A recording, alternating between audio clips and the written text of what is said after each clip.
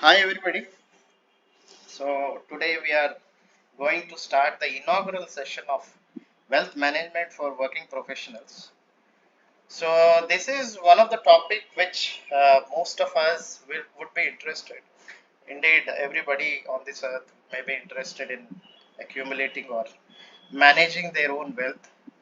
And it is specifically meant for working professionals because wealth indicates many things for many different people, and this is only for those professionals who are very busy with their busy schedules. At the same time, they want to grow their wealth, and many a times they become a victim of so many things like most of the assets they put money into, not always it land up into the kind of returns they expect. So many a times they fail, and hence I thought, let me after say about me, I'll introduce myself at the later stage. Let us straight dive into the subject so that you understand what is it like within this first for 10 or 15 minutes. It is the most crucial of entire of the session because this will introduce you all the players and how what are the players, and how do you have to have strategies to ensure that you are more successful. So to start with, I think everybody could see the screen. Is it visible to all?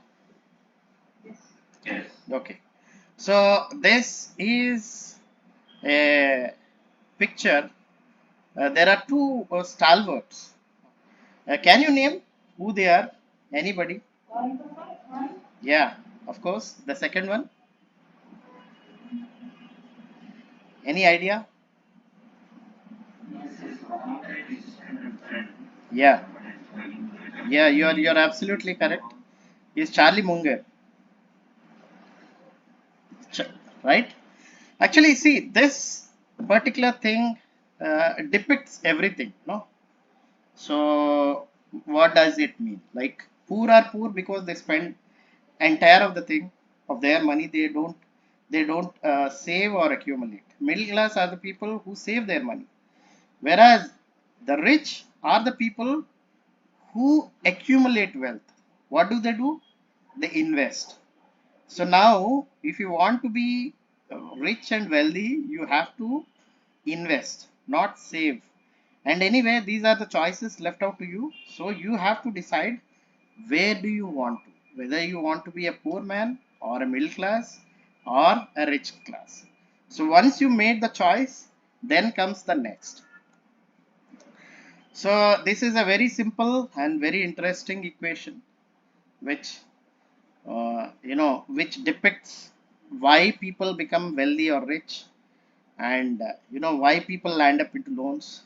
Normally what we do is we tend to normal people, how do they handle their finances is income minus expenses will be they tightly manage in such a way that they don't save anything, and their concept is nobody knows what is in future, so let us enjoy it today.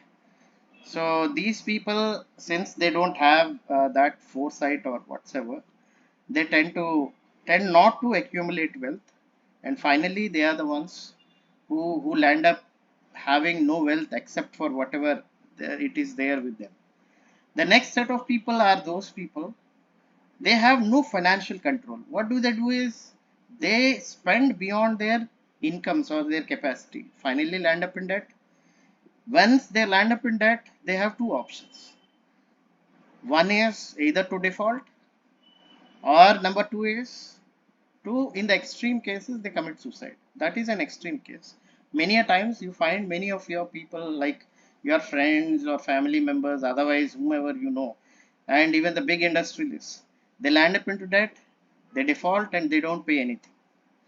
So this is another category. Then those people who are responsible, they generally handle their wealth, their finances in such a way that whatever left out will be their saving. They don't do anything. They will try to minimize their expenditure to ensure that there is some saving. And some disciplined people, what do they do is they define, I have to save this much money, and so accordingly they do their expenses. So these are some smart people, disciplined people, and the most intelligent people. They are the ones who will, what do they do is, whatever income they get minus investment, that is what they spend. So my wife and me, of course, I joined a little late, but whereas in my case, very lately, yeah, these days I'm investing at least 1 lakh of my salary into it. The first day itself, I put it into stocks, and the rest I don't. Later on, I'll adjust all my expenditure. So that is how, if you want to be a smart person and if you want to grow rich and wealthy, naturally, this is how you have to do. So these are the five different categories of people, and you have to decide which category you belong to. And there is always a scope to go to the few smart intelligent people. So it's a matter of choice.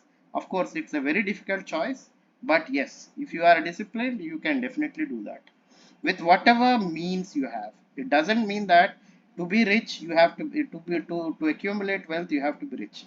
Mind it, most of the rich people, they all started from scratch. Nobody have inherited any wealth. So they work, toiled very hard. They smartly invested. They have their own business ideas, and then they went ahead. But however, since we are working professionals, we don't have that flexibility to get into businesses or do accumulate, or have much more wealth compared to others. So now let us see. This is a very interesting graph. So many a times people, I ignore the two sides, that is 2030, 31 and 46, 47. I don't think it is correct, because it will not be the same. It will be more or less whatever we have it right now. The two pyramids which you see, this is about the distribution of wealth in India. See, rich are the people whose wealth is, more than 30 lakhs. 30 lakh is nothing. It's a peanut compared to whatever. Like, there is a survey conducted by ICE 360 degrees. So what they said is 37 million people are having, in 2016 or 15, 16, they have a wealth of more than 30 lakhs, whereas middle class people, they have a wealth of 5 to 30 lakhs, and aspiring, they are most of our society, almost 73.5 crore population. Destitutes are those who have wealth less than 1.25 lakh. So they constitute around 20.9 crores.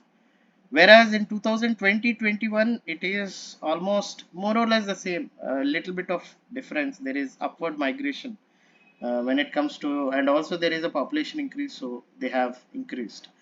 So whereas 2030-31, this is what is the projections which they have done. It's a highly over optimistic projections, which I don't think it may be the same.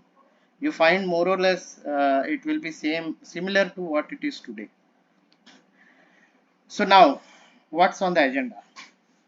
Agenda for today is not today, in fact, indeed, this entire series, because this I made around 209 slides. I tried to present twice, both the time more than 4 hours. I couldn't even complete 20% of the slides. So I thought, let me run a series so that every 2 hours, 2 hours in a day, we can have a startup with these kind of sessions.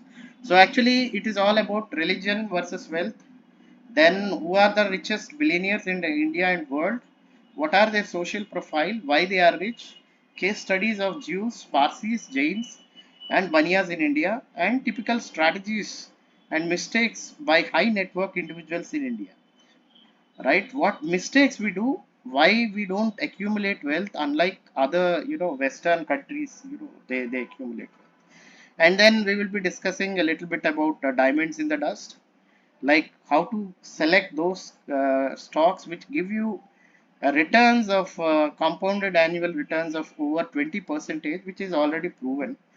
And those are the companies which are having something called as economic moats, or They have successfully ensured that their wealth, not only their and also their shareholder wealth, has grown more than 20%. So they have successfully done it, and we will be discussing why they did it and what are the reasons behind doing so. So then there is something called as a coffee can portfolio. This is one portfolio which, in any case, the both are interrelated: diamonds in the dust and coffee can portfolio. Then we will discuss something about mutual funds in India, and what are their benefits, what kind of a thing you have to choose, how you have to choose. And then the seventh one is the traps which you need to avoid. I have put it in the seventh. However, it will come before most of the things. Like immediately after typical strategies and mistakes made by high net worth individuals in India, we will be having these typical traps which you need to avoid as an investor, because many people will be there who will try to basically misguide you, and many a times you also lack, or due to lack of information knowledge, you tend to commit mistakes and ultimately burn your wealth. Then finally, how to construct a portfolio. This is what is the agenda for today. Indeed, after this, we will continue the series in which we will be discussing even a lot of concepts. This is only for working professionals, but that will be generally for entrepreneurs, whosoever want to do some business, how they have to accumulate wealth, and all that stuff. So now let's go to the next thing. uh, Having said this, okay, I think I have to change my slide, because this slide is version 1. I had a version 2 which was which gives you interesting insights. I'll just skip it and right, I think. Okay, so what are the factors that are responsible for market to go up and down? Anybody? You can see it, but I'll tell you only two factors. What are they? What are those factors which cause market to go up or down? Only two. I can call it as two forces. Greed and opposite of it. Okay. Greed, and second is, And the opposite, like what people is being too opposite of greed? conservative. Yeah. Nay, Government policies, availability of money. okay, very good. Greed and the so-called fear. These are sentiments. They are not factors or the forces. Two forces are demand and supply, right? See, in stock market or anywhere, whatever, when you are paying anything, see, it is about how much, what is the demand. The more the demand, the more the price. The lesser the demand, the lesser the price. Lesser the supply, more the demand. More the supply, lesser the demand. So everything is interlinked to demand and supply. These are the only two forces which will determine your entire wealth. Okay, or any markets. It can be a stock market, it can be a real estate market, it can be any other market, bullion market, or any market you take. Everything runs only on these two forces, which are called as invisible hand of the markets. Adam Smith once said about this. So he called these two invisible factors as demand and supply, or the market forces. So these are the things which will determine. And see, when it comes to countries like India, yes, we have a burgeoning population. Then there is a huge amount of investments which are coming up. So all these things taken together, and still we are in the aspiring stage. We are not even, upper middle class, or you can say that higher middle income group. We are still in the lower middle income group. Definitely better than lower income group countries, but we are still lower middle group countries. So after this, I think the rest of the things are all, only you can say enabling factors for these two major factors. It can be market indicators, confidence levels, wars or conflicts, concerns over inflation, deflation, government policies, technological changes, disasters, everything. All these things are all, though Investopedia has given this, but I call that they are all enabling factors for these two major forces, demand and supply.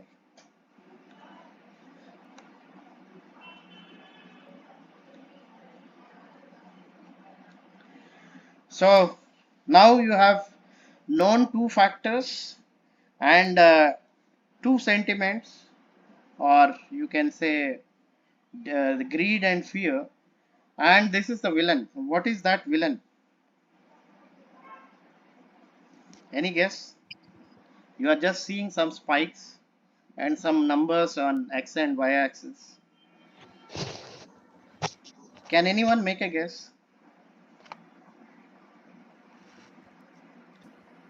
Looks like every time recession is there, the graph is higher up. Okay, it is recession. Very good. Any other guesses? Time. Time. Okay, very good. Nice. Time. But why there are spikes?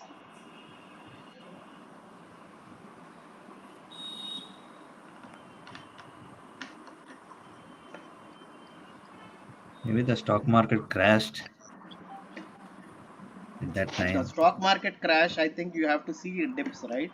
Negative. You nowhere you see it negative. You are Yeah, seeing because only it's positive. titled villain. I thought the higher it is, the worst it is. No, that's fine. Like, see, this is the interesting thing. Now there will be a next question. Very interesting. You need to answer that also. Any other guesses? I want more smart people, smart Change of answers. change of What? governments. Change of governments. Okay. Any other people? I think everybody should try their, luck. Indu. Yeah. Venkat. Maybe the market is at peaks and the stocks might be overvalued or something like that. Market peaks, overvaluation. Very good. Anybody else? Yes. Inflation. Inflation. Yes, you are bang on. So the villain is inflation. It is the inflation which is making whatever your wealth to deplete in value. See, 100 rupees today will not be the same tomorrow. The moment inflation is there, they are killing your whatever the wealth is. So they reduce your wealth. Say, when I started my job, my salary was around 12,000 rupees. Today I am getting 2,40,000 rupees. Okay. Did my savings or my purchasing capacity increase by 20 times? Yes. 20 times. 20 times No, more than what I got no, 20 years ago, no, 23 years ago. no, no. No, our purchasing power got reduced drastically, right? Maybe two or three times more than what it was in the past. But what ate up all your whatever the wealth or incomes you are getting? It is the inflation. So inflation is a villain. Then the next comes is who is the hero?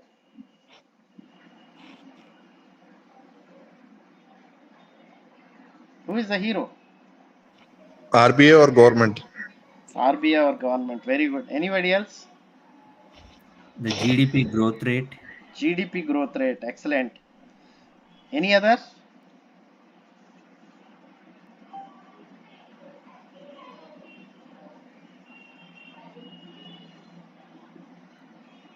Come on, Ramana, Shivaram, Vinod.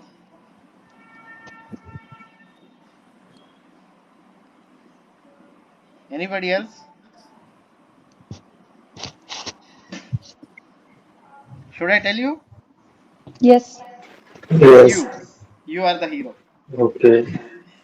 Villain is inflation. You are the hero. The entire of the wealth management is done by you. It's not by government or markets or anything else. Growth rate in Pardon society. me? Pardon me? Can you be clear? It,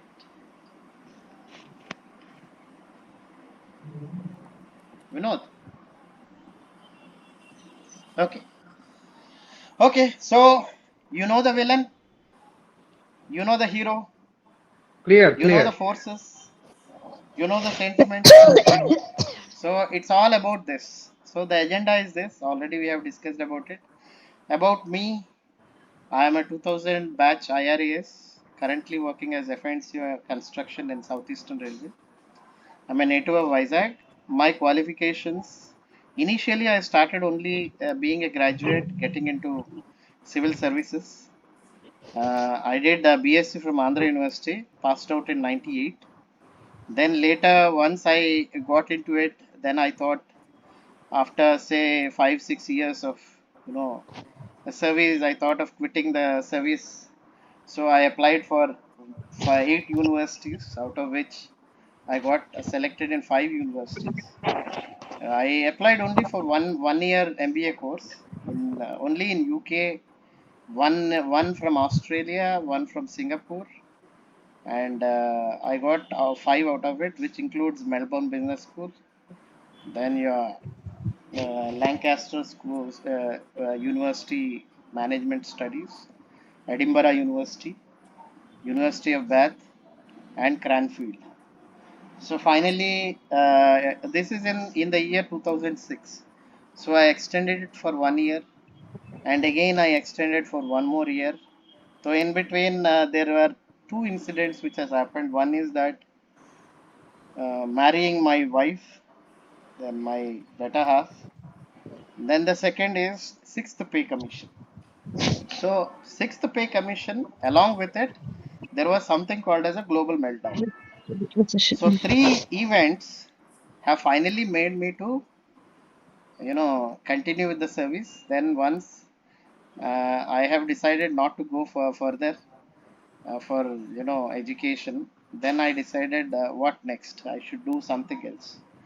So I kept on. I initially started enrolling myself into ICMAI, or previously it was called as ICWA. Then in Sambalpur, I was there at Sambalpur. Later I shifted to Bhubaneswar, so I completed ICWA. Later I did immediately after ICWA, I did MA History. So MA History from IGNOU.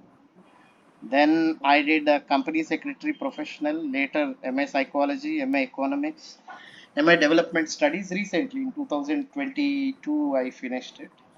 Then 23, sorry, not 22, 23. I did a BA in Finance, PG Diploma in Urban Planning and Development. Then I did many more courses like certificate courses from Harvard, MIT, University of London Sustainable Development Academy. And also in 2023, where I have three or four of my friends right now in this group, I did a Chief Finance Officer's course from IM Calcutta. So that gave me a lot of insights into the world of finance. So I thought once this knowledge is accumulated, it is better to share and get wealthier, and also others to get into the wealth.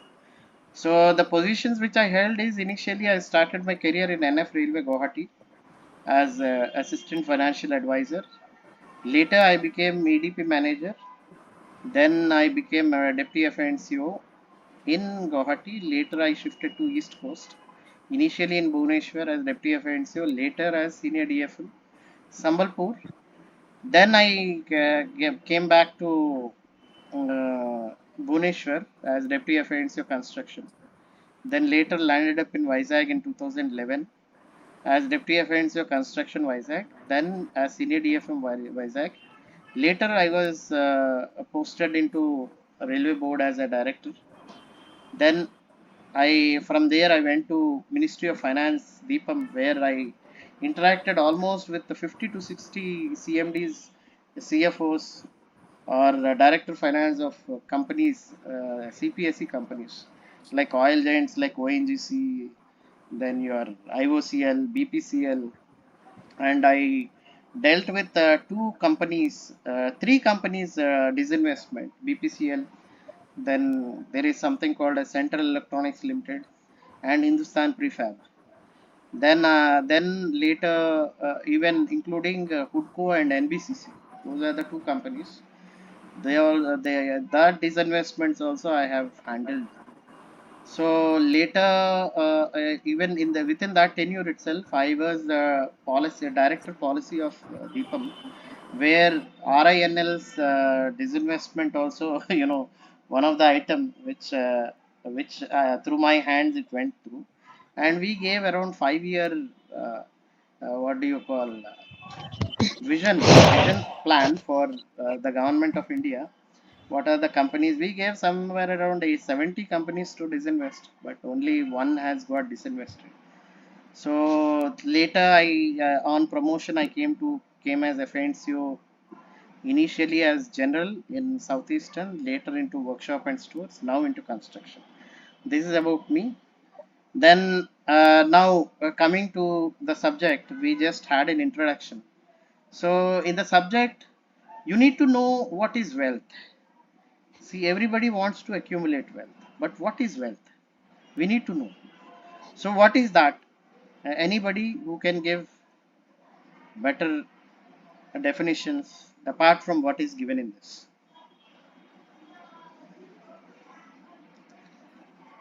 What Anand? makes you feel fulfilled and happy? Yeah. Yes. Very Happiness, true. dreams, then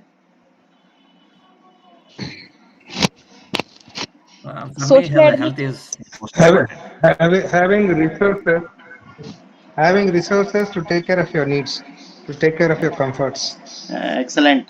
Yes, of course. Then anything else?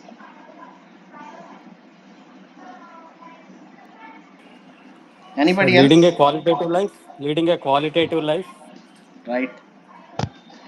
Leading a qualitative life is basically through wealth, right? That is an Yes, outcome yes. of wealth, Yeah, yeah. but not wealth per se. Per Okay. se, it is different.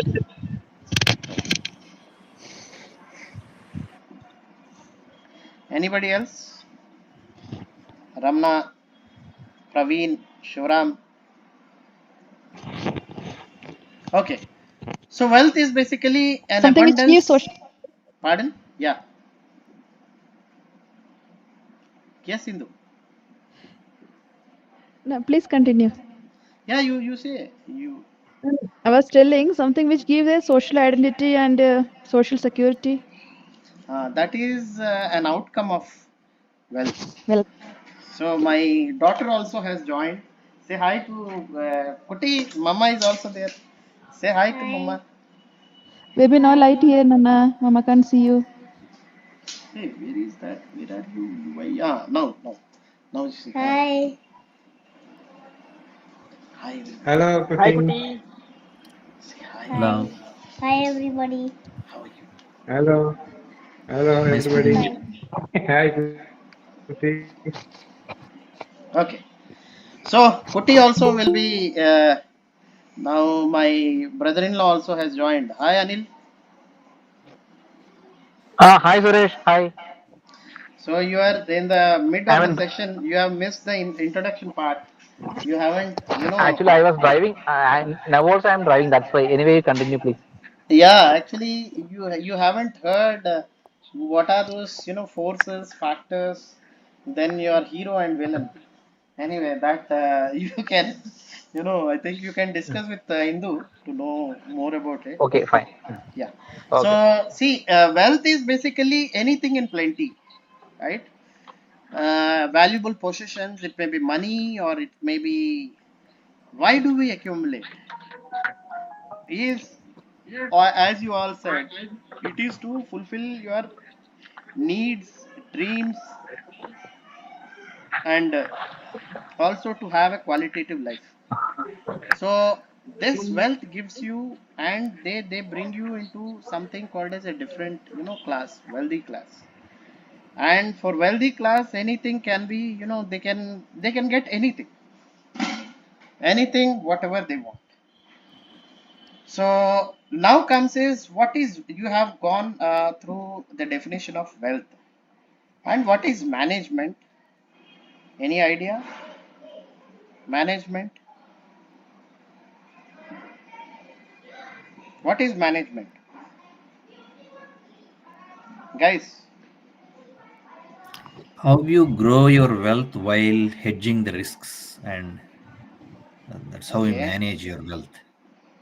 okay. How How you you handle grow your your, wealth? how you Handle your wealth. handle your wealth. Okay, very good. Anybody else? What is management? Simple definition of management.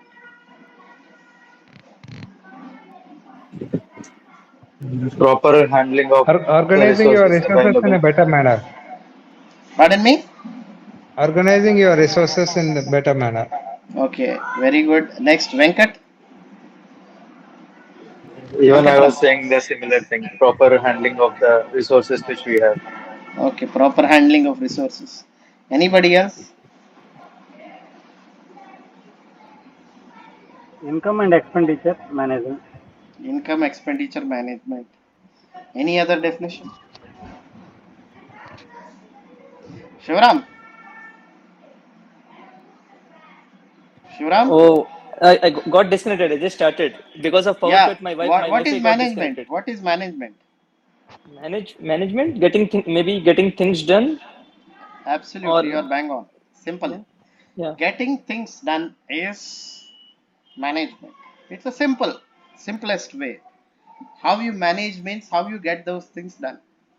Okay. Through with the use of resources. Resources can be financial, material, or manpower. So all these resources combined together, you try to organize and get your work done, right? And what is wealth management? It is basically, there are, set of people who are professionals. They are called as wealth management advisors. They are the guys who will advise you how to, take care of your financial needs. It also includes not only just your earnings, also liabilities. They will ensure that liabilities, earnings, and the wealth is taken care of.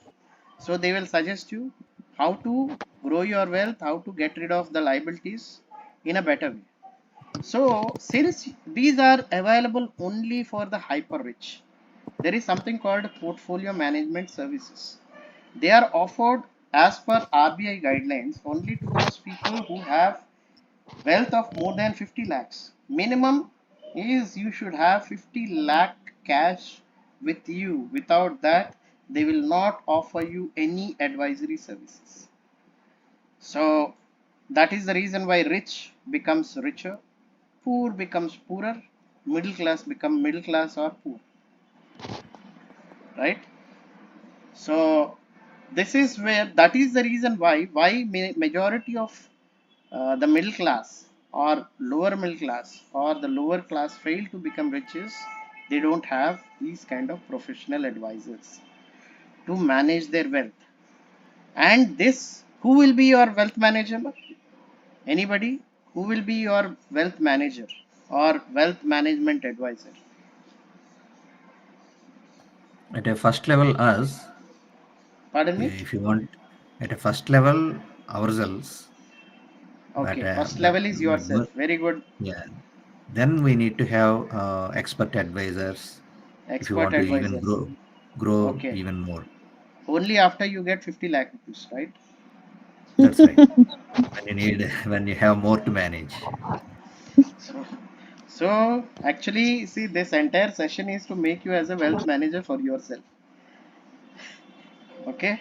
So whatever the wealth managers do, you can do even better than that. Not that the wealth managers are so great or they do great. Many a times, most of the wealth managers, they fail to do what they are good at. Right.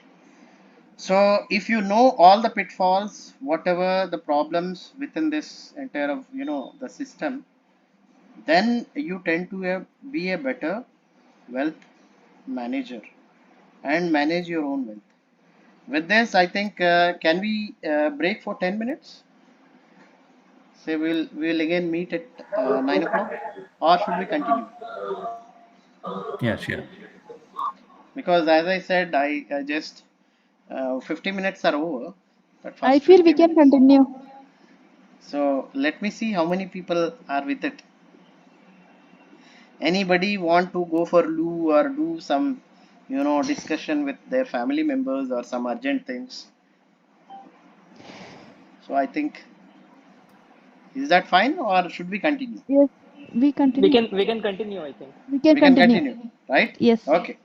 So two voices. Anybody know? Nays? Any nays? Okay, I assume that all are eyes. So next, let's go to the next slide. So why wealth? Why wealth? I think you all have already said it, right? Hmm. See, it is the wealth or the money or the assets which are needed to keep yourself leading a very comfortable life. One. And the wealth gives you a lot of security. The more the money, the more the wealth you get, the more security you get. The lesser that you always have that false of sense of insecurity. Second, wealth brings you recognition. Nobody recognizes any poor person. If you are rich and wealthy, naturally everybody, you know, love to be associated with. Even those people who are otherwise, when you are poor, who never used to care, they too will come and, be after you. Then money also ensures that whatever you dream of, that gets fulfilled, and ensure that your family and your social status or whatever is being preserved. So and many a times education influence, political influence also. Many a times you find these days majority of the politicians, they're all wealthy and rich, right? And you get more opportunities within your own, either educationally, occupationally, or otherwise. So that is the reason why you need wealth, and we all have to. There is nothing wrong, in accumulation of wealth or thinking about wealth. Then comes is this religion and religiosity versus wealth. So before that, we need to understand what the religion is. So anybody who would like to say what is religion? Anyone? A definition of religion. No one would like to say anything. It's faith and belief in a particular ideas. Faith and belief in ideas or Good something else. Ideas will be ideology, right? practices. But ideology is different from religion. Of Belief course. of worship. Yes, it's all about worship. Worship of some supernatural force that is trying to control your destiny, which we call it as God, right?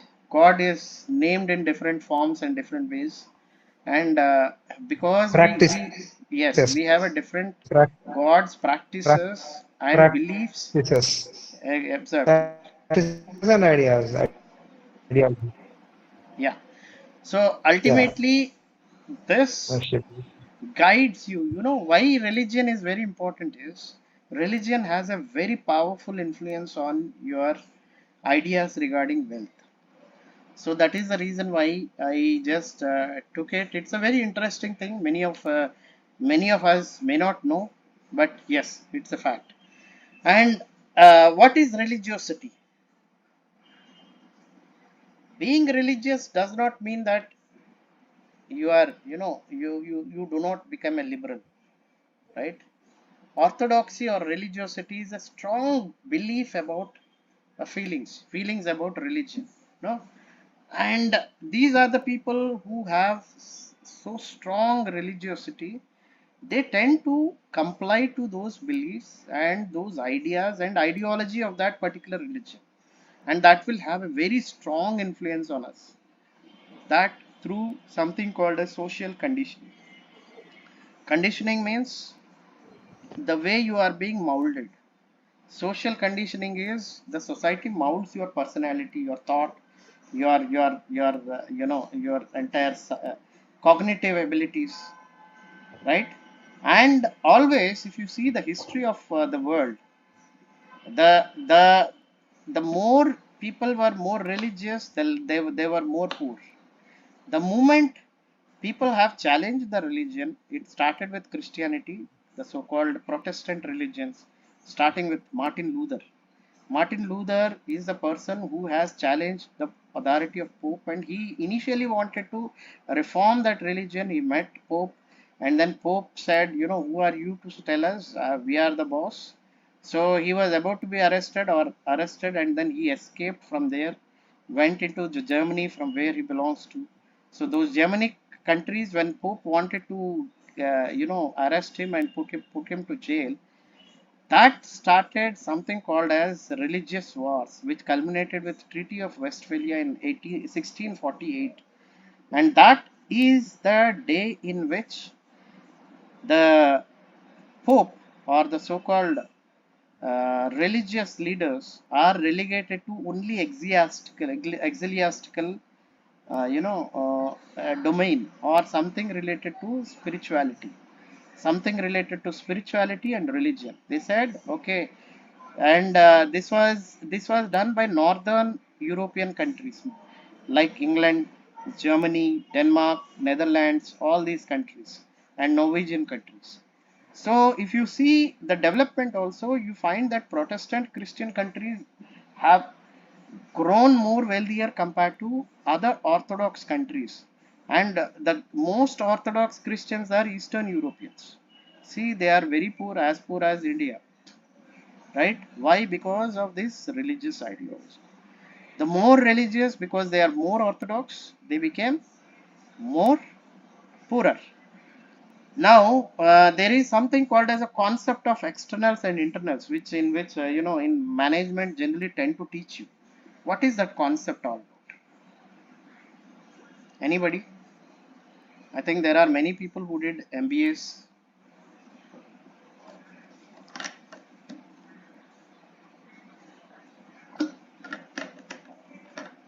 Anyone?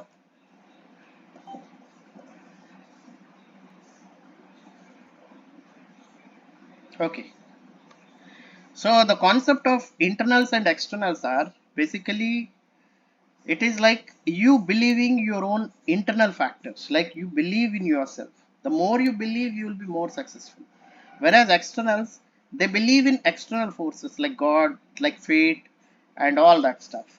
The more you tend to be external, you tend to be guided by some other forces, and that is the area where people, the smart people, tend to, manipulate your entire fate. The more you believe in yourself, there is high chances that you will be very successful. So that internals are those people who are less religious compared to the externals. So now this is a very interesting scatter plot. If you just see, there was a study conducted in somewhere around 2015 by, I think, I don't remember. It's a very well-known publisher, like some news agency. They have scattered. They put, all the countries which are into parameters. One is the per capita income on the x-axis, and the y-axis is all about religiosity. See, very surprisingly, all the countries which are highly religious are the poorest. If you see towards your left bottom half, you find those countries are less religious and they are more richer. So it is proven scientifically that, in any case, as we have already discussed that concept, So it's already proven that countries which are more liberal tend to be more richer compared to the countries which are highly religious. So why I'm saying is, yes, this will give you, a kind of a understanding regarding wealth accumulation and the religion, which will try to influence your ideas about wealth. So there was a research which is conducted by Lisa A. Keister from Ohio University. She gave a lot of theses like what religion and wealth. Basically, her entire of research is related to USA, but still these conclusions can be it can be applicable to all the religions throughout the world. So what does it say? Family level religious affiliation and participation will shape your saving and investment behaviors, right? If you say, see, we always get influenced that whatever we always say, especially in India, we say that the best thing is you donate something to the poor or something needy or somebody. We tend to believe in that. Whereas the religions like Jews in the synagogues, they teach their kids that they say that yes, you if I give you 100 rupees, you have to put 10% to tithe. Tithe is nothing but or teeth. Some people call it as teeth. Teeth is basically it's about religion. 10% towards your religion, 10% towards your calamities like emergencies. You have to put 10 percentage of your wealth into it so that in case of any exigency or calamity or emergencies, you can take that money and get your whatever the problem solved. Then there are 20% is over. They say another 20 percentage you put into investment. That investment can be into business, can be into any other thing, right? Another 10 percentage they suggest that you have to put into charity. Then the rest 50%, this is the 50 percentage which you have to use it for your expenses. So 50 percentage of their wealth they tend to accumulate for various other purposes apart from their daily expenses. That is the reason why you find most of the rich people in the world are Jews. And you name anybody, all the rich people, majority you find them to be Jew or having some lineage with Jews. And the other area, other religion where is you find the most of the rich people are Protestants, the so-called liberal Protestants, not the conservative Protestants, right? So then a religion is also likely to affect your wealth ownership directly because it shapes values and priorities. It sets the value, it sets the priorities, what is needed. Many a times we keep hearing, what will you take away if you why you want to be so rich? What will you eat? You just need only two rotis or a morsel of rice or something like that.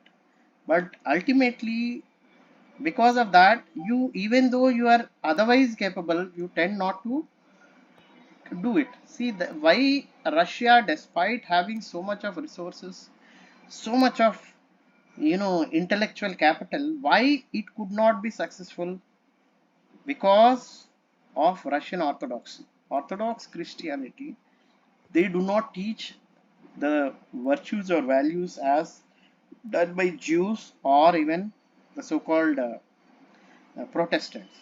Because of this, they are highly influenced by these, the teachings of the church. And finally, they are not, though they are very, otherwise very, yeah, they are not very highly successful when it comes to accumulation of wealth. And whosoever oligarchs in US, in Russia, I just made an analysis. I found that almost everybody is a Jew except one or two. So why it is? This is the reason.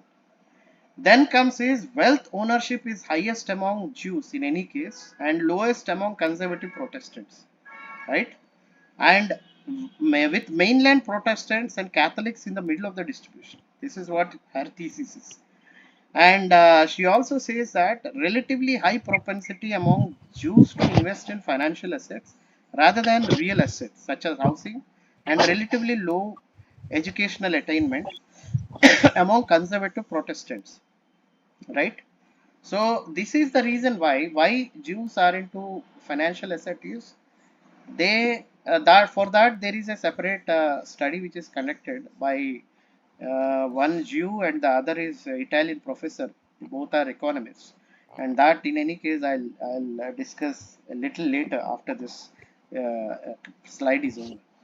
So how religion influences your wealth creation? People who are raised in religion where fertility is low are going to accumulate more wealth over their lives. Why? Why fertility? The more the fertility, poorer the people, lesser the fertility, richer the people. Why is it so? Anybody? Simple. Yeah, Nothing. more people to take care of, probably. Pardon me? More More people to take expenses, care of. less savings. Yeah, more Yes. expenses. Yes. Very true. Yeah. Then, The Shivaram, you are effort you saying spend something? on them, the effort you put, like to Yeah. make them Yeah, like for educated, example, the if time you spend. simple example is if there is only one or two kids, you can send them to the best of the schools and colleges, and if there are 5 10 kids, you may have to send them to government school.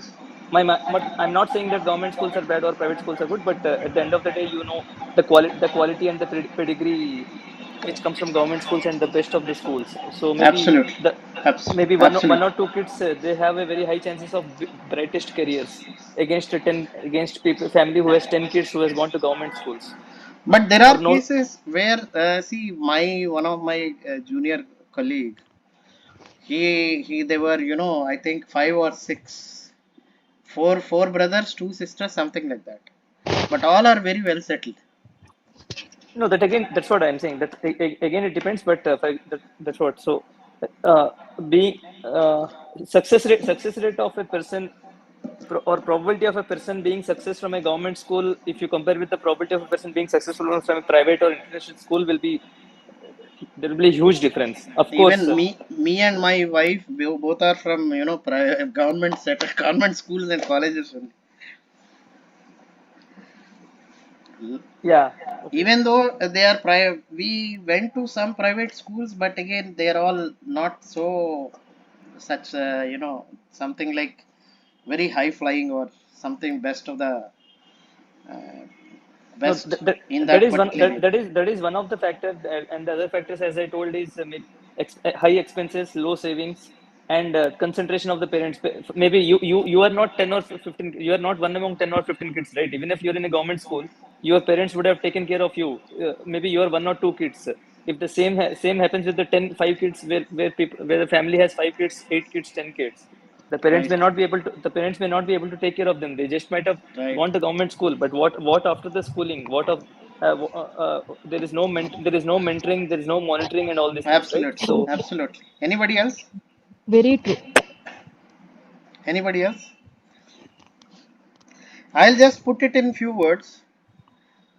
Whatever resources you will be having will be very thinly spread across all the people, and many a times it's like feeding one kid rather than feeding 10 kids. So all people will be everybody will be half starved if the means and the resources are not enough. Say a person, say if you inherit 100 acres of land, right? You have 5 kids, so it will be distributed among 5 equally, right? 20 acres, and assume that they also have similar amount of children, right? Ultimately they also would be finally landing up, say again they have 5 kids each. That generation will have 4 acres each, then the next generation point 0.8, and many a times it may not be economical for these people to get adequate care, health, and also wealth. So finally, the family suffers. And many a times they may not break something called as vicious circle of poverty. So they end up perpetually into poverty because they are poor. They don't have resources to invest. Since there is low investment into health or wealth or education, finally they land up getting lower education or lower level of skills. Lower level of skills will lead to getting either underemployed, unemployed, or inadequately employed with inadequate amount of wealth or incomes. Finally that will translate to low level of poverty. Poverty again, it will go into the same vicious circle. So the cycle continues. So, in order to break the cycle, somewhere you need to come out of the so-called vicious circle. For that, something is called as in physics, it is called as escape velocity.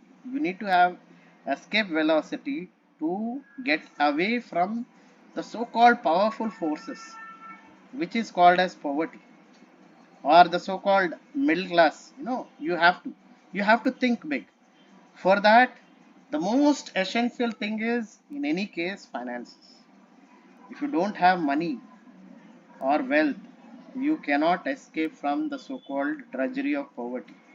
And again, you may be very wealthy, like Anil Ambani, you may come on roads, right? So he did so many mistakes. So the other side of the story is also true. It doesn't take much time for a rich person to become poor if you poorly manage your wealth. So wealth management is very, very essential and very important. Then anyway, this is all a theory in any case, which you can understand it. Then comes is religion and richness. A very excellent, it's a report given by CNBC in 2015.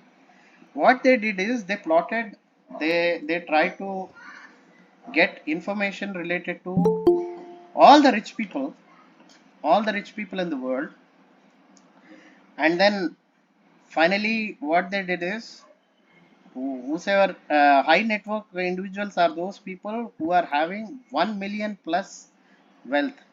So they have made a careful study. Finally they found out, they come up with a particular conclusion, right? Christians having 31 percentage of world population, they have 56.2 percentage of high network individuals, whereas Muslims with 24.9% population, they have 6.5 percentage rich people. Whereas Hindus, 15.2 percentage, 3.9 percentage are only 3.9 percentage of global high network individuals are Hindus. When it comes to Jews, their population is hardly 0.2 percentage, whereas high network individuals are 1.7. Whereas unaffiliated, it can be any other religion, Buddhism, Taoism, Shinto, all those things, all those Southeast Asian countries, Africa, and all that, where they are not related to either of these four religions, they constitute 28.7 percentage of the population. They have almost 31.7 percentage representation. So I made the rest of the analysis is my analysis. I put it as a richness index. What I did is percentage of high net worth individuals divided by population, percentage, both percentages. If you take it, it is 1.81 factor when it comes to Christians, and Muslims and Hindus are more or less, almost at the same level, whereas Hindus are the poorest of all. The most poorest is, though we say all that stuff, 0.25% factor is that of Hindus, whereas Jews it is 8.5, unaffiliated 1.1 percentage. And if you see the percentage control of wealth, one is individuals, the second is how much wealth is controlled by these individuals. When it comes to Christians, it is 55 percentage, Muslims 5.6, when it comes to Hindus 3.3, and Jews 1.1, unaffiliated 34.8 percentage. If you see the proportions, Muslims and Hindus, though the percentage of high net worth individuals are a little on a higher side, whereas the control over wealth is lesser. That means the numbers are more, but the amount of wealth they control is lesser. So I made it as a wealth index, that is again 1.77 in case of Christians, then 0.225 in case of Muslims, and 0.2115 in case of Hindus. And Jews it is 5.5, and then unaffiliated 1.21. Unaffiliated are performing a little better compared to others, compared to their richness ratio. So finally the conclusion is that not that these entire communities are homogeneous, they are highly heterogeneous. There is high amount of disparities within that, their own religious affiliations. So this is a very crude kind of a thing, but yes, it gives you an interesting insight into who the wealthy are in this world. Next, when it comes to 100 top rich in our country, this is the list I made. It is a very difficult thing, because many a times you don't come to know what is their caste profile or religious profile. Finally I dig deeper and I made a list of 100 billionaires in India, and you will be very surprised. In the north it is highly skewed. Entire north, only that business communities, be it Baniya, Vanik, Maheshwari, Sindhi Baniyas, Khatris, Jains, they accumulate huge amount of almost 57 percentage of wealth is in that community, only one community in entire north. When it comes to Parsi, I don't put them into north, because they are basically around Gujarat and Maharashtra, and they have a lineage, different lineage. They are Parsi, they are basically Iranians who got migrated to India. Now, when it comes to, very interestingly, you don't find any rich person from the so-called East India, and also very very interestingly, Marathis are also not there, Maharashtrians. So in south is a very more, you can say, well distributed. Majority of wealth is concentrated in all the Brahmins who are 12. They are all South Indian Brahmins. North, very one or two are there. I don't think even one is there. So Brahmins constitute a bigger chunk. Then Nadars, Lohanas were basically Gujarati based Rajputs. They are Gujarati based Rajputs. There is no Rajput in this. Anyway, by the way. Then comes is Kama in from Andhra Pradesh. Then Jat from there is one more, Reddy. Reddy is also there. Four. Jat, one from Jat in North India. Chettiars one, Vellalar two. Out of one Vellalar, this Kalanidhi Maran's mother is again a Iyer Brahman. So Christians, those three Christians are all again Syrian Orthodox Christians of Kerala. And Patidars means Patels from Gujarat. One Nair, one Lingayat. So the interesting fact among Muslims is, out of 6 Muslims, 3 are from Kerala Muslims who are Maplas. Then rest of the 3, those 3 guys, one is having he is a born in his mother is a Jew, father is a Muslim, and he is born in Poland. The other one is a Bania converted Muslim. He is who is that guy? Ajim Premji. And the third person is basically Neswadia. They are basically Parsi come Muslims. So if you see exactly in north, the Muslim either they are not they are basically a cross kind of a Muslim, like either a Jewish lineage or the Parsi lineage or a Bania lineage. To be very specific, it is again a merchant communities. So it is only the south which have a equitable distribution of wealth. This is about social composition, and I took certain percentages of Indian population.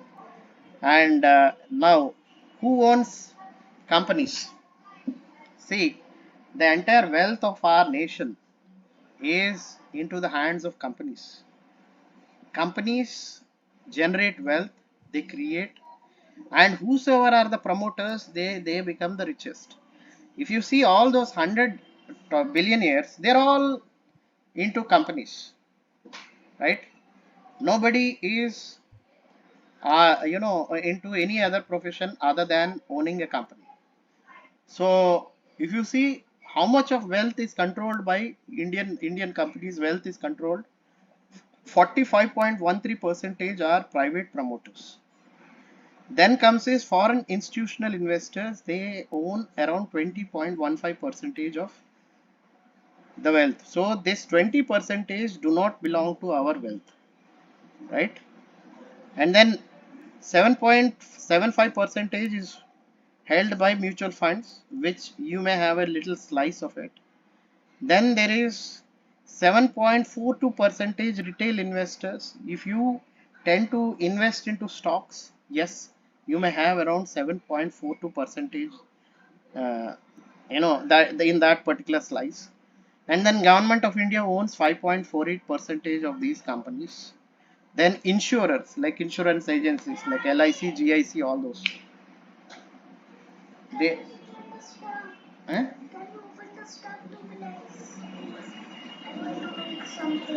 Cut.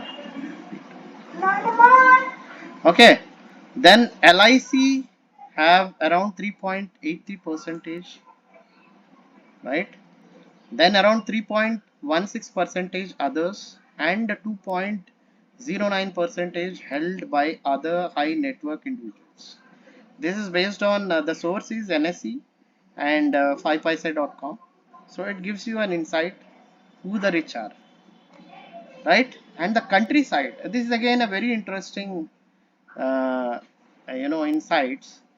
You need not be a city bred, or you need not be from a big city to become rich.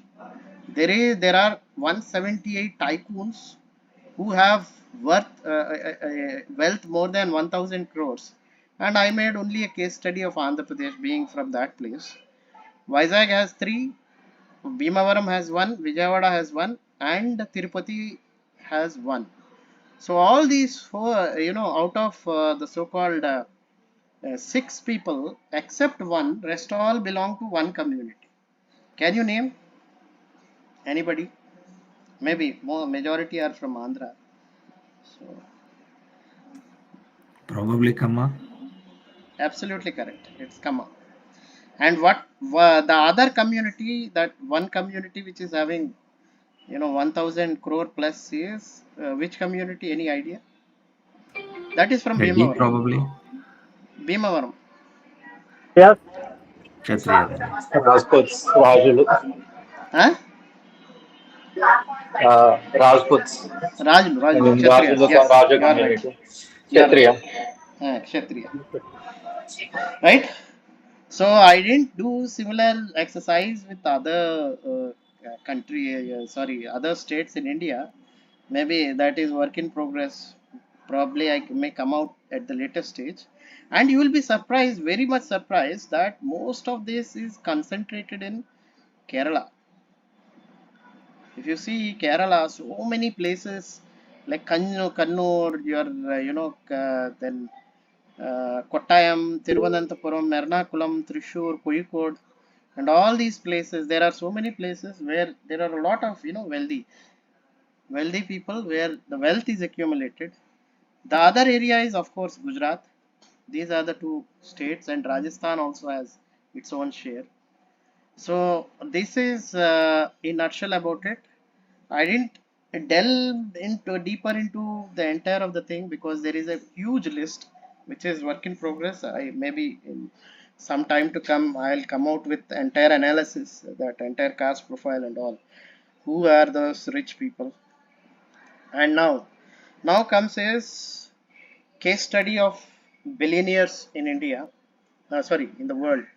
See, if you see, out of 2,668 billionaires globally, roughly 10 percentage of the billionaires are Jews. Okay, though their population is hardly 0.2 percentage of the world's population, they are roughly 10 percentage, which is huge by any numbers, right? There is a link which I can show you if you are interested. But anyway, the topic is not that who the rich billionaires are. You name anything, all the tech companies are all, are all Jewish. You want to see? Anybody is interested, or should we go?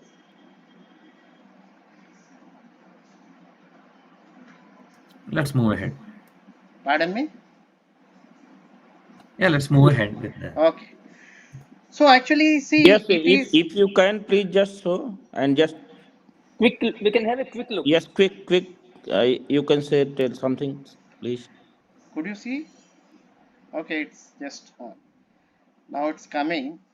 This is 2022 figure, to the end of 2022.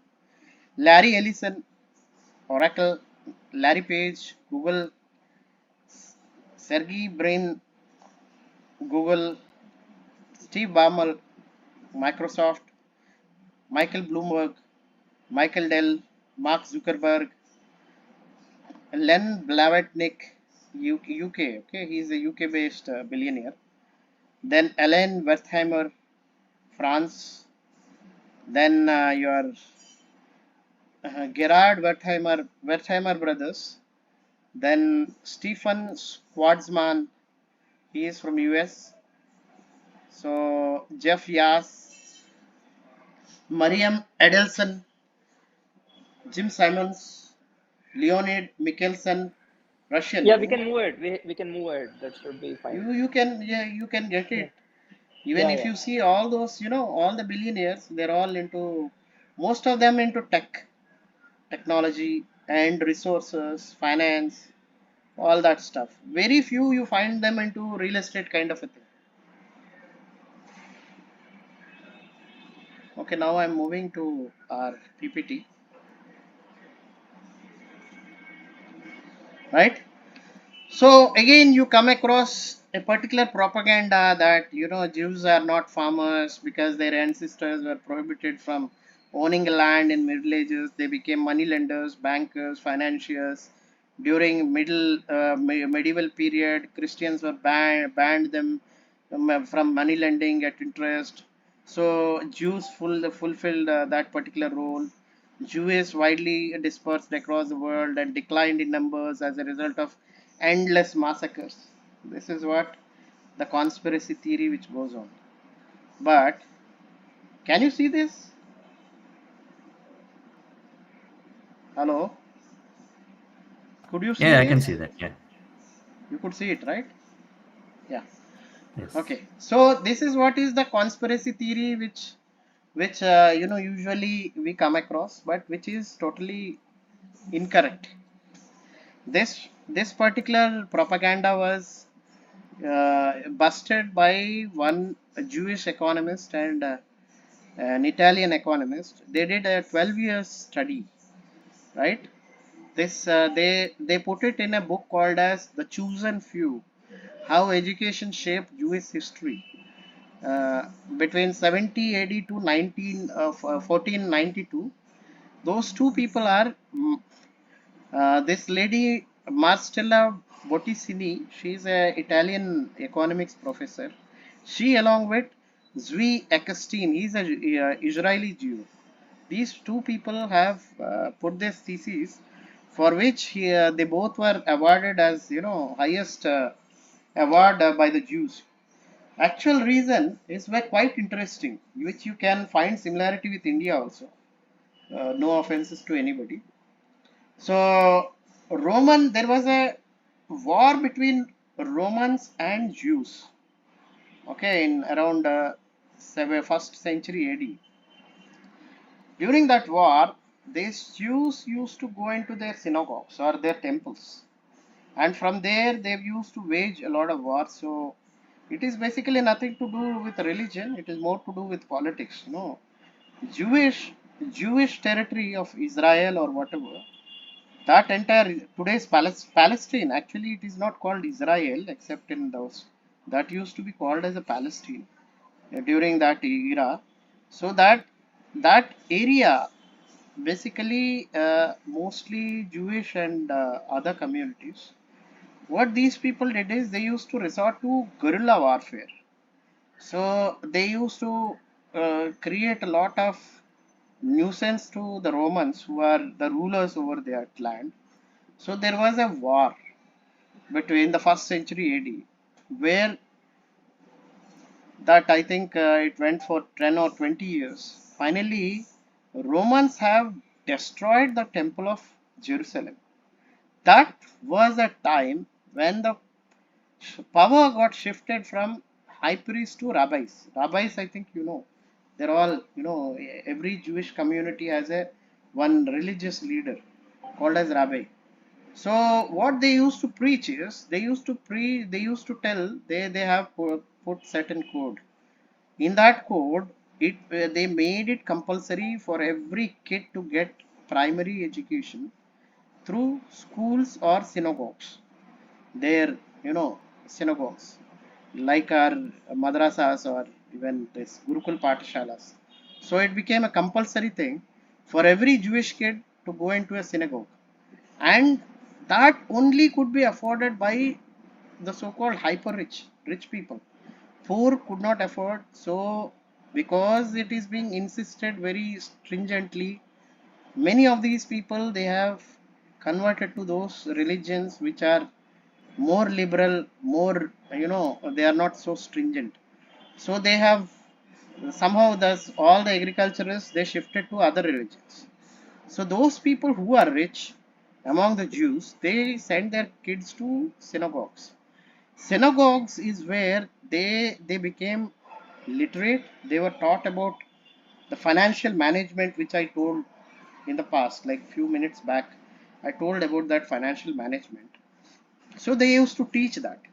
Once they learned literature, writing and reading, it became very easy for them to gain more skills in other professions, like usury. Usury means something to do with money lending, finance, crafts, and trade.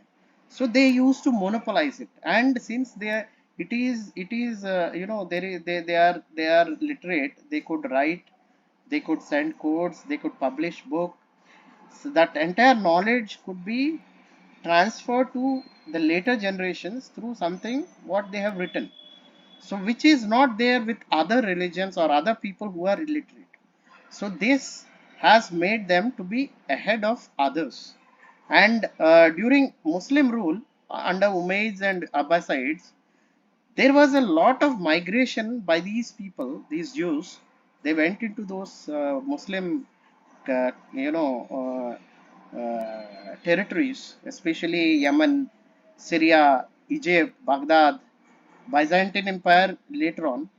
So, and wherever these Muslim rulers were there, initially it was Baghdad.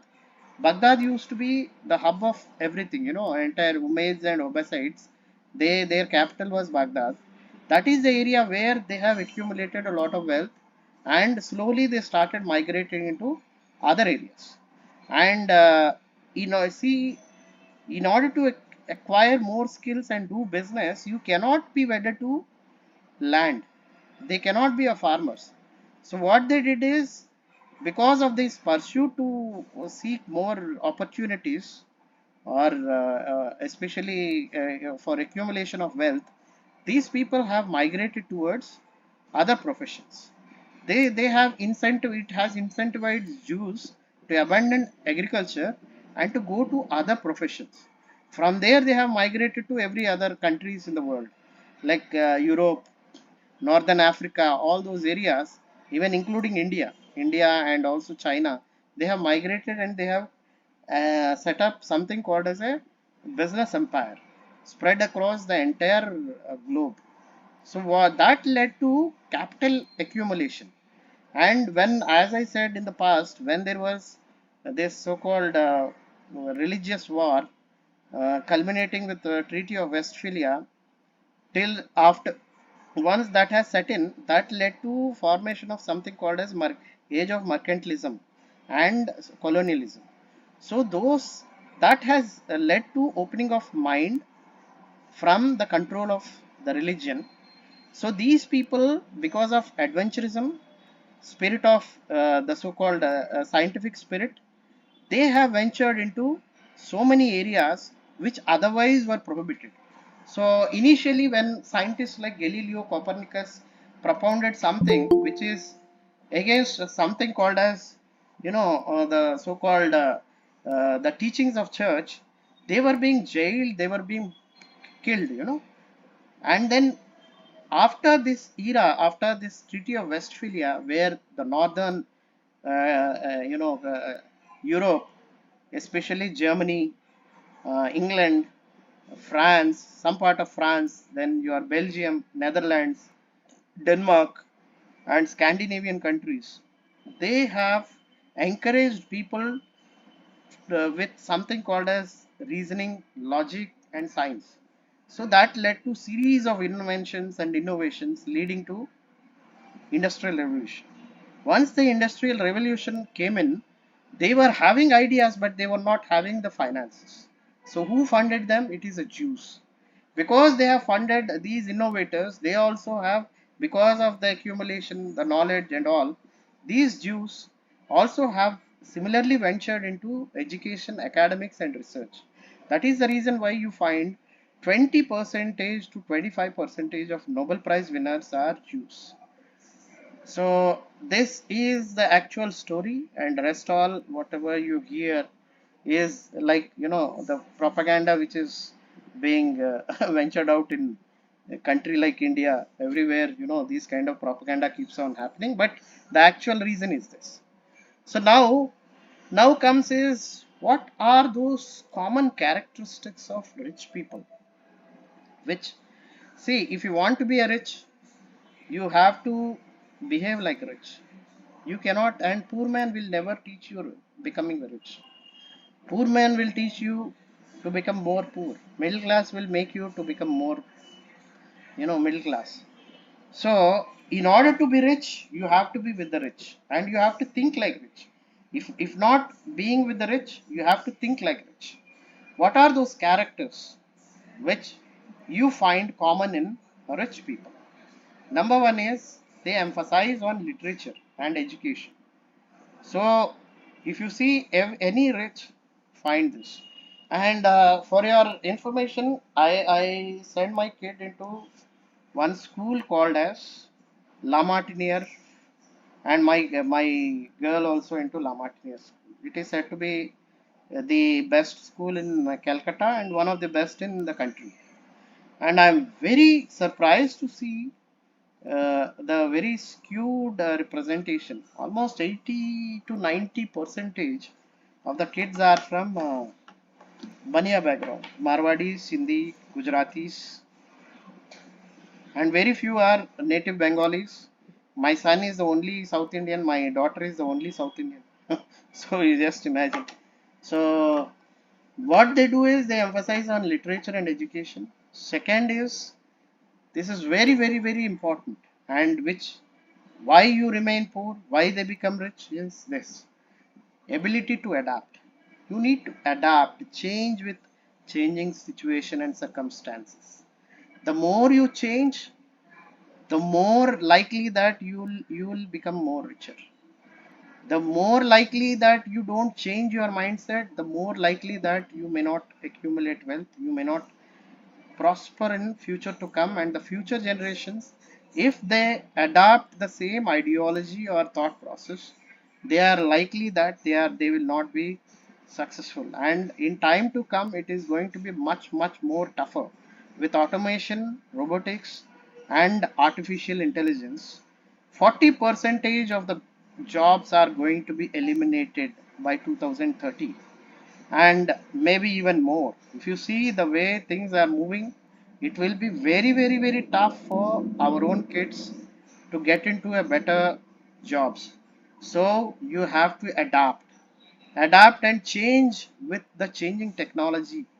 And even the society keeps on changing. You have to adapt to the changes within the society. If you don't, then you have every chance, every possibility that you may not catch up. And same is with ideas and fashions. So they have to catch up with this. If you don't catch up, you are in all likelihood that you may not grow rich and you may not be prosperous. Same is with your posterity. The struggles poverty is a curse and people have to struggle more. And then again, the choice is with you whether you have to be poor, middle class, or rich. So if you want to be, you have to adapt. Then the third aspect which you find with them is diversity in the skill base. You see, this you just find the same thing with if you check your own friends or relatives or whosoever within your nearby, you find mostly they are into similar professions, engineering, medicine, or teacher. You don't find variations and varieties. There are the economy. India is such a big economy. It needs huge amount of professions. We are, because we tend to think in the old ways, old fashion, which is outdated. And many a time, see, unfortunately in India, the education system is not in sync with the market requirements. Because we don't have that synchrony between education and market requirements, we tend to suffer. Our kids have to suffer extra, they have to struggle a lot. Because being a middle class, having a middle class thought, or being a poor class, having a poor class thought, we tend not to make them to get out of the so-called vicious circle. So in order to do that, you need to have a diversity of skill base. Skill base should be based on the abilities, not being forced. Parents should not force their kid to become an engineer or a doctor or XYZ. They need to allow, they need to understand what their kids, their skills, what they are good at. Then you have to guide. And in any case, even one of my mission area is education and career guidance, that I will take it up. Maybe this series will continue, wealth series, because we all need to do this particular. We are all aspiring people who want to grow rich, accumulate wealth, and ensure that our financial and otherwise social security and self-esteem needs are fulfilled. So then the next common trait which you find throughout, whether it is a Jew, a Brahmin, or Baniya, or Marwadi, all these people, you find them to be, they are prone to migration. They migrate from their roots. Migration. The communities or people who migrate from their roots, they are the ones who will be successful. Not those people who are sticking to their own land will be more successful, because a migrant will come across new people, new things, new ideas, new technologies, new way of outlook. So that makes them, and also understand one thing, migrant is always more skillful compared to the natives, except for those who are too good. They are very exceptional, but generally, yes, migrants are always in any country, right? Maybe in US also, the migrants from poor countries will be definitely better than the native Americans, or native English, or native French. So migration is what is common among all these communities, all these rich people. So you should always encourage your kids, and you yourself should be willing to migrate. Only when you migrate, your outlook keeps changing. Otherwise, you are like a frog in the well. So then comes is the pursuit excellence. What these people do, they are into a particular thing. They go into depth. They try to excel. They try to as Mike, this Microsoft founder, the Bill Gates, said, business is nothing but it's like a running continuously on treadmill. The moment you stop, you are totally out from the business. So you have to keep running, you have to keep changing, you have to keep adapting, you have to keep changing with the changing circumstances. So that happens only when you pursue excellence. And then if you tend to think that just by doing a degree you get a job and then you are happy with your life, then that is the high there is a very high chance that you may not land up in being more successful. So you need to pursue excellence. Those excellence can be anything. You may be good at something, you pursue your hobbies and vigorously you pursue it, don't stop it. If you do that, you will develop a particular skill which others will not have, and that skill will help you to become more wealthier, richer, if you know how to make use of it. Then comes is, they are less religious and superstitious. They may show that they are going to temple, they may show you, selfies, all that stuff, but they are, when it comes to their decision making, religiosity, which I told you, or the superstitions, they never interfere or cloud their cognitive abilities. Cognitive abilities is your ability to think, right? That is clouded because why religion, I have said, is religion clouds your cognition, your independent thinking. The more your cognitive ability is constrained, the lesser likely that you take a right kind of a decision.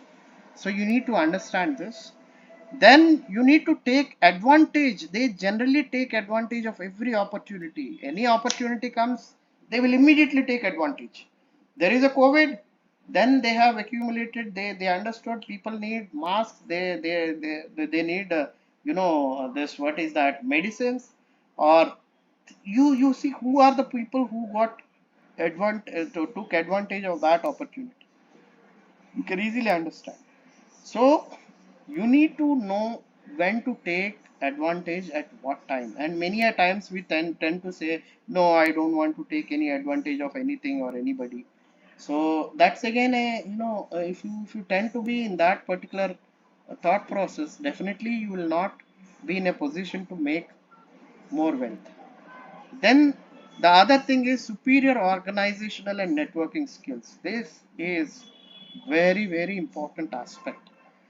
They, if you see the way these people network themselves, and they also weave a kind of a web whereby they always are interconnected, they keep exchanging their views, ideas.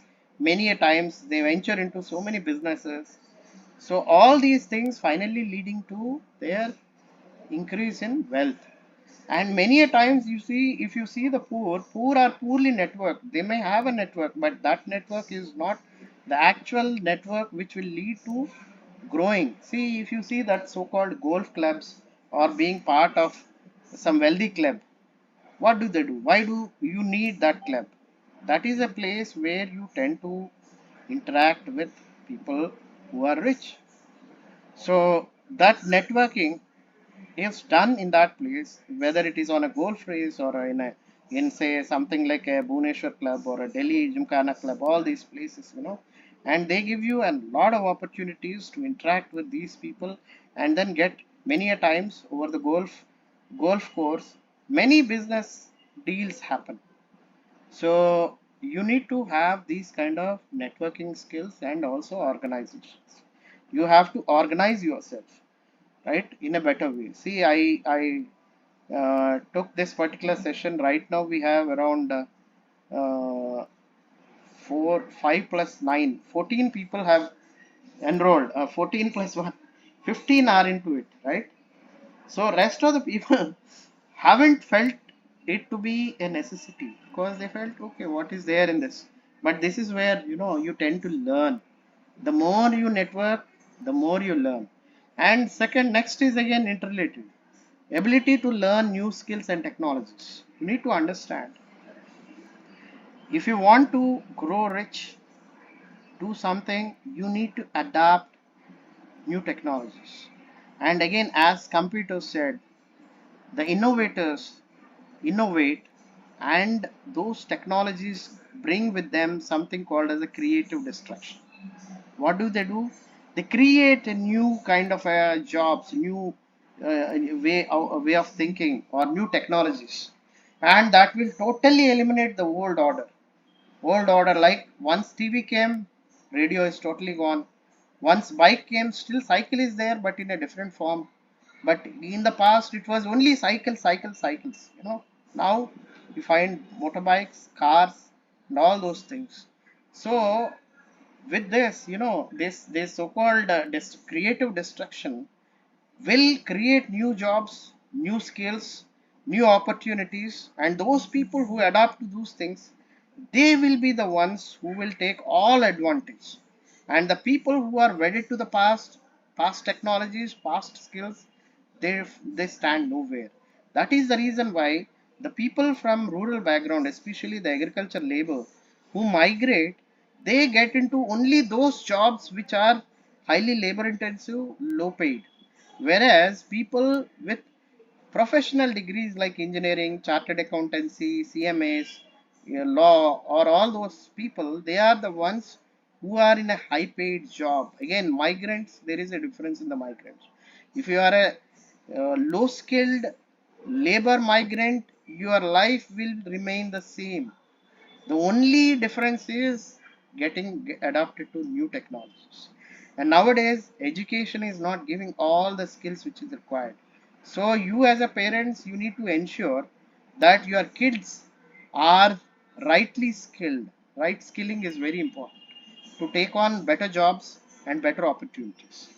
And then the another aspect is that they lead, they generally don't follow.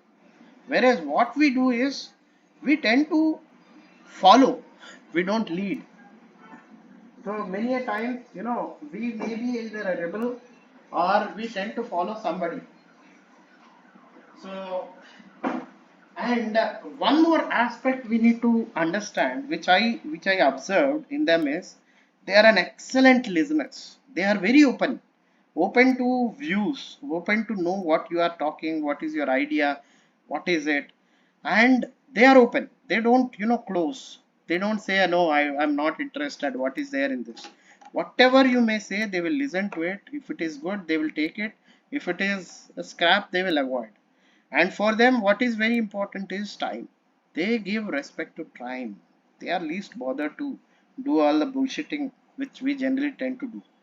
So then next is they accumulate and grow wealth. They at least distribute. They don't distribute wealth. They accumulate it. Whereas see our if you see most of our my own grandparents, at great grandparents, they were once very rich, but what they did is they have donated those wealth. Finally, most of us landed up into a middle class background. So what is important here is you need to accumulate wealth, share your knowledge, not wealth. Remember that. You need to accumulate wealth but share your knowledge. But that does not mean that you should not do any charity. Yes, charity should be done, but with the limitations. Like as I said, Jews do charity only to the only with the 10 percentage of their income. So you tend to learn something good from them and try to adapt and change your way of thinking. Then the second and final, of no, of course, it's not the last, but yes, it's a very important thing. You need to have a polished language and etiquettes so that you are more acceptable, more, in business, it's how you behave that matters a lot. You can't be rude with your customers. The moment you are rude with your customers, you lose the customer, and maybe in time to come, he may not come back to you. So with the what is the asset classes which the Millionaire Club holds in the West? It's not Indian, it's West. The first, these are the classes. They tend to put their money into private equity. Private equity, yeah, Sivaram.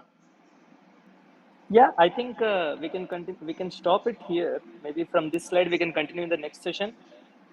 Yeah, of course, not an issue. Okay, we can close this for today, and then we can have a kind of question and answer sessions. Yeah, but really, really very nice analysis. A lot of micro analysis done. Be it religion wise, how the religion is related to this. Like it's very different and unique. Not just any just it was not just any plain vanilla this thing, but I can I'm I don't know how much of time and efforts you have put into this. I can't even imagine. No, this is not even 10 percentage of what I had. I had 209 slides, and still more will be added. Uh, yeah, of course. What I do is every day, at least 1 or 2 hours, I keep learning something or the other, and then that is how keeping in touch with all that stuff.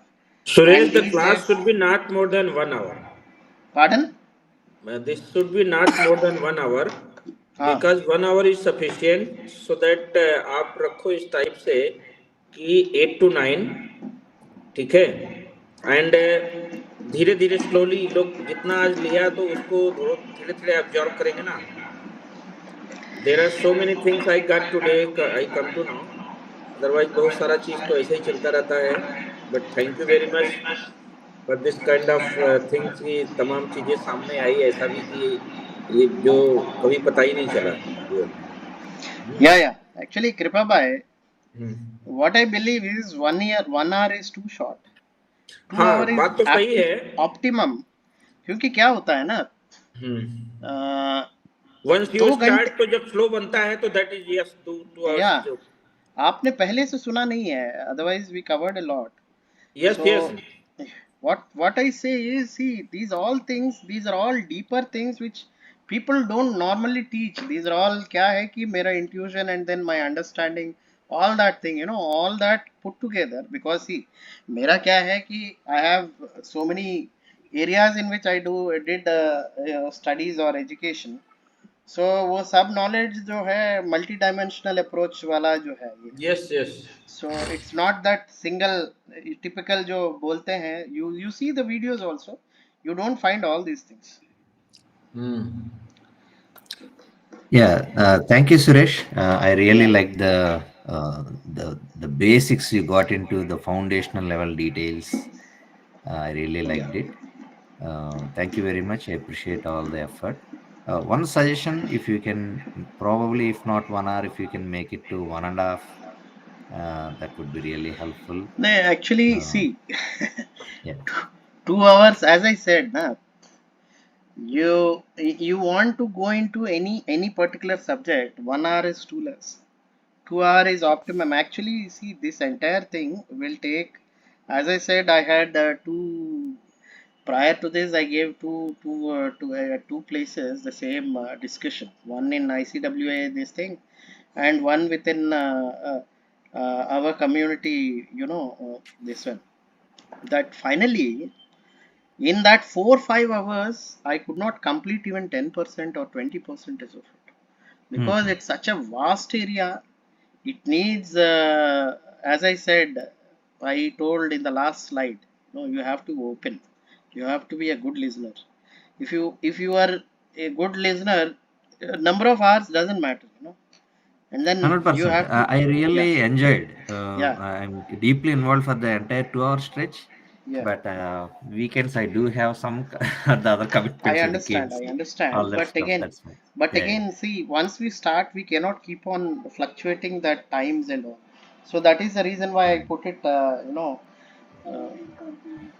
another 10 minutes, okay? Another 10 minutes.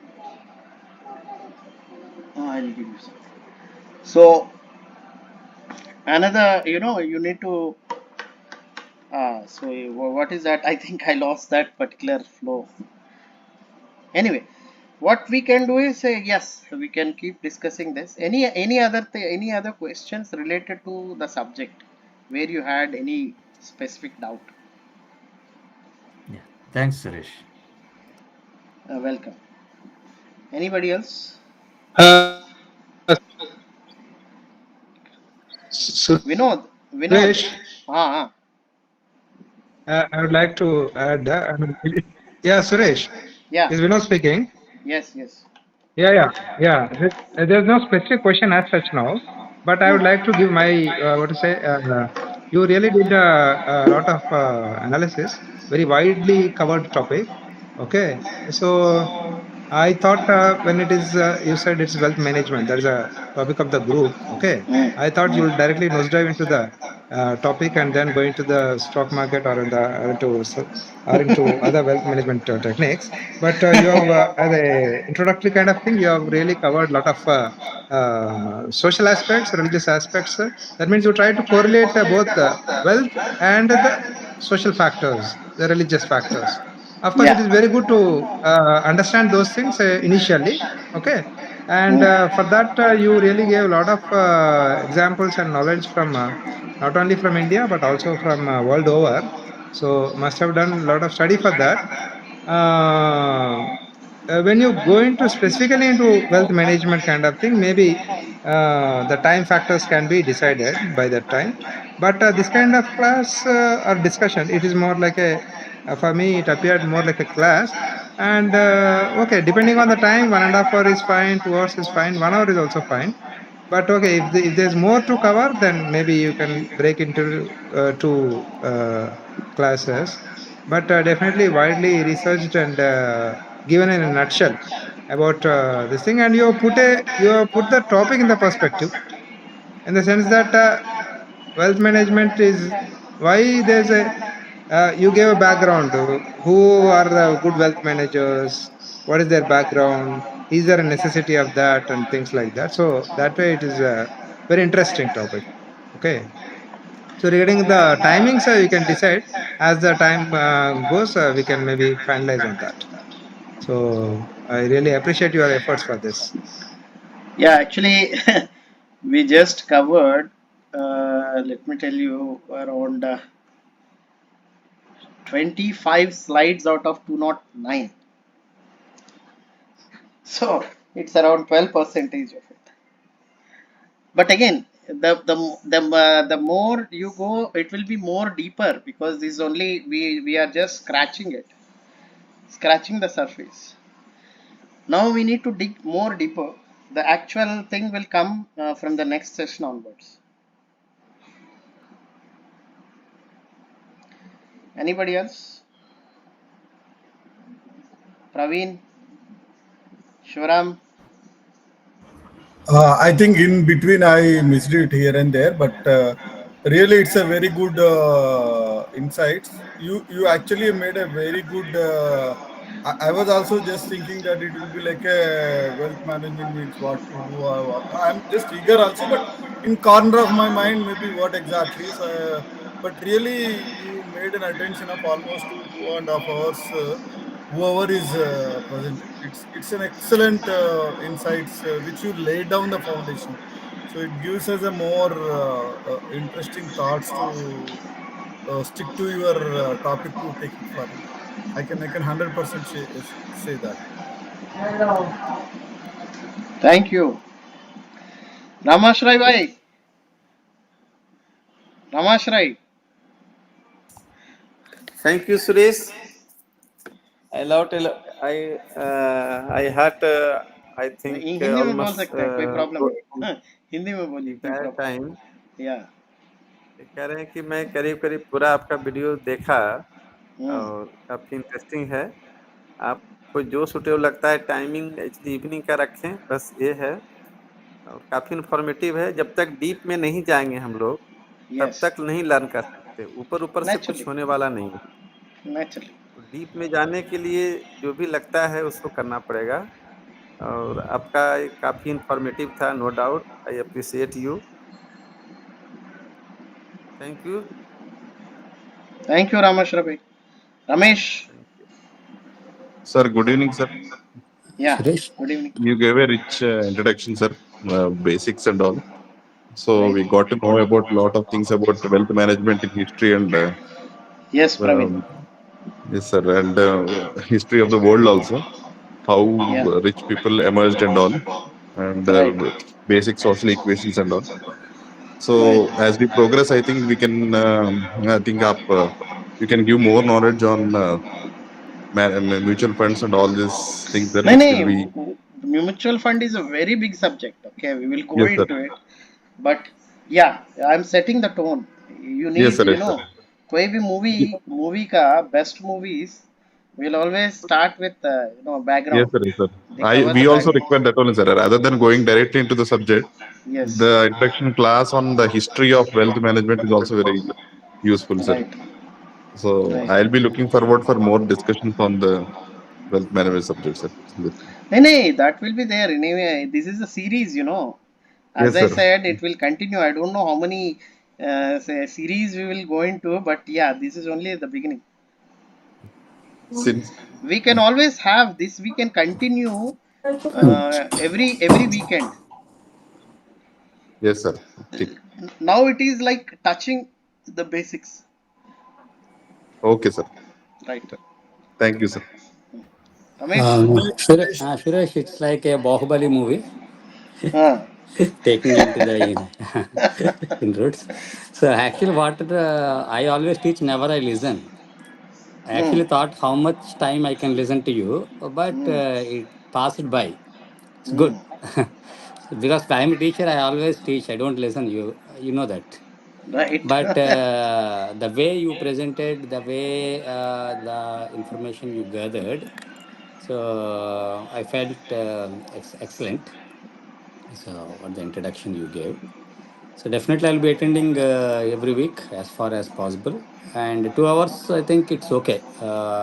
So for me, it passed like that only. It's more informative and new words I have learned like demand, supply, adaptability, migration. Hmm. So in our regular life, if I can apply, that would be very useful for me. Thank you. Right. Ramna.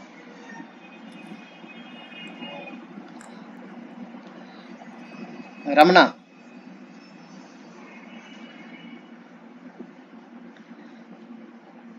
Ramna. Okay. Nagaraju. Yeah, Suresh, yeah, very nice presentation.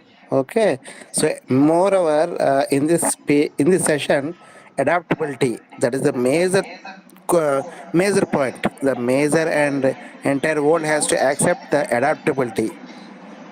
Right. Yeah, see, everybody has to be accept that adaptability, or whatever it may be. So whenever we are reaching new technology, that we have to take care. We have to adaptability of the sessions. Right. Okay, I know. Yeah, that's good point. Good session She. also. Yeah. Thank you. She. Who is that she? I don't know. She. Yeah, it is me, Suresh. It is me, Shaibu actually. Yeah, What's your name? Shaibu. Shaibu. Okay. Huh. Shaibu. Yeah. I think we had talked, I think, once in on that WhatsApp Yeah. group. Yeah. Yeah. Yeah, it was a wonderful class. Actually, I joined in middle actually. I had some work actually. Uh, Okay. it was very wonderful. I think it is recorded, right? Pardon So me. it is recorded, right? This session. I'm trying to record few things might have missed because basically initial part when I went off that got off. So the later part was there. Okay, okay, 1 hour 40 minutes got recorded. okay. You are sharing the any YouTube or you directly? I'll be putting shortly into YouTube. Okay, I okay. That will is good. have to see what are those got recorded and what missed. So I need to check it over YouTube. Okay, okay, okay. Okay. Thank you, thank you. Really Maybe wonderful. 4 or 5 minutes might have missed. Okay, okay, no problem. Yeah. Thank you. Thank you, thank you. Yeah. Indu? No, no, I could not hear. Indu, I could not hear you.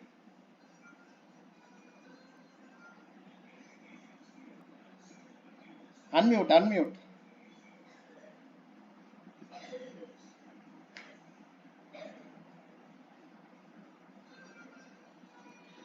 Can Yeah, you hear me? yeah. Yeah. This is an excellent one, but I feel I may miss few sessions due to my duty constraints. So I request you please record it and send it to us. Yeah, yeah, this will be recorded. Beautiful, Yeah. beautiful, beautiful. Thank you. Anybody who got missed?